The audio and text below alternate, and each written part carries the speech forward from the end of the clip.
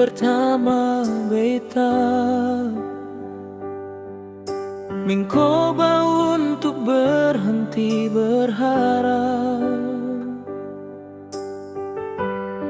tapi tetap memaksa hati tuk dicintai oleh senona. Menangkal lautan beta memberikan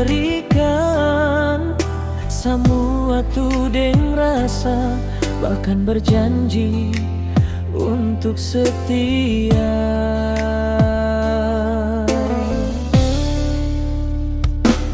Terlarut dalam kenangan, beta jadi lupa sebutkan siapa-siapa.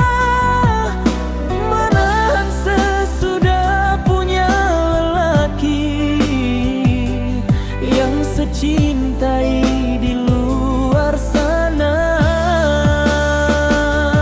Beta harus pasrah terima kenyataan kalau ini su takdir yang beta jalani dalam hidup ini.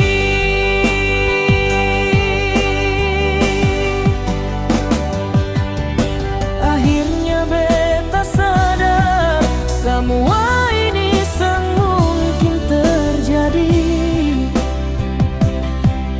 Beta sengakai mungkin